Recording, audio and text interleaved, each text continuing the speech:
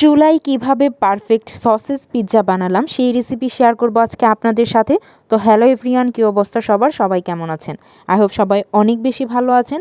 তো চলুন নতুন একটি রেসিপি স্টার্ট করা যাক। তো প্রথমে আমি কুসুম গরম পানিতে 2 চামচ সুগার দিয়ে দিলাম। এরপর অল্প পরিমাণে ইস্ট দিয়ে দিব, কেননা গরম পানি ছাড়া ইস্টটা অ্যাক্টিভ হবে না। আর ইস্ট অ্যাক্টিভ হওয়ার পরই এখানে ময়দা দিয়ে দিব এবং ডোটা বানিয়ে নিব। আর এই ডোটা রেডি করে 1 ঘন্টার জন্য আমরা রেস্টে রেখে দেবো, কারণ ইস্টটা যখন ফুলে উঠবে তখন ডোটাও ফুলে উঠবে। এরপর আমি সসেসটা নিয়ে কেটে নিচ্ছি। এখানে আমি কোনো প্রকার মাংস ইউজ করতেছি না, তো কোনো প্রকার ক্যাপসিকাম ইউজ করতেছি না, পুরোটাই আমরা সসেজ দিয়ে খাবো। তো এই জন্য আমি খুব বেশি পরিমাণে সসেজ নিয়েছিলাম, কেননা এখানে আমার ক্যাপসিকাম বা যে কোনো সবজি বা যে কোনো ধরনের মিট এখানে আমি ইউজ করব না। তো এটা আমি হালকা লবণ এবং মরিচের গুঁড়া দিয়ে ভালোভাবে একটু সেঁকে নিলাম, কেননা এটা খেতে যেন একটু ভালো লাগে, এজন্যই মরিচ আর লবণের গুঁড়া দিয়ে এটা একটু তেলে ভেজে নিয়েছি। এরপর আমি 1 ঘন্টা পর যে ডোটা আমি রেস্টে রেখেছিলাম সেটা দেখব, এটা অনেকটুকুই কিন্তু ফুলে গিয়েছে।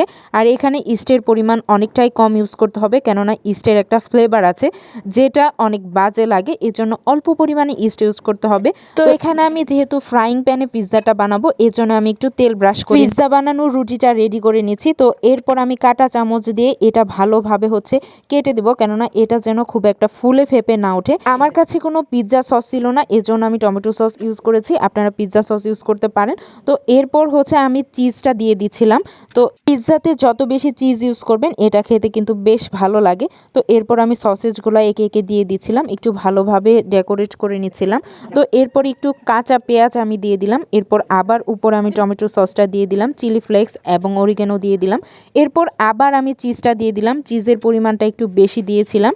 তো এই তো আমার পিৎজাটা রেডি। তো এখন জাস্ট এটা আমি বেকড করতে দিব, যেহেতু আমি ওভেনে বেকড করব না, এটা চুলায় যেহেতু তৈরি করবো, এর জন্য এটা রেডি হতে একটু সময় লাগবে।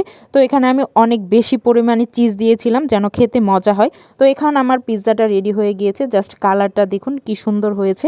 তো এখন এটা আমি কেটে আপনাদের সাথে শেয়ার করব। তো আমার কাছে কোনো কাটার ছিল না, এজন্য আমি ছুরি দিয়ে কেটে নিচ্ছি। চিলি ফ্লেক্স এবং অরিগানো ইউজ করলে পিৎজাটা খেতে কিন্তু অনেক মজা হয়, এটা মাস্ট ম্যান্ডেটরি, এটা ইউজ করতে হবে। তো এই ছিল আমার পিৎজার রেসিপি। তো পিৎজাটা খেতে মোটামুটি ভালো লেগেছে, কিন্তু ইস্টের পরিমাণটা একটু বেশি হয়ে গিয়েছিল, এটার যেই স্মেলটা এটা আমি নিতে পারি না। তো এর জন্য আমার কাছে একটু প্রবলেম হয়েছে, যেহেতু প্রথমবার বানিয়েছিলাম, এটা কোনো বিষয় না, নেক্সট এর থেকে আরও বেটার হবে।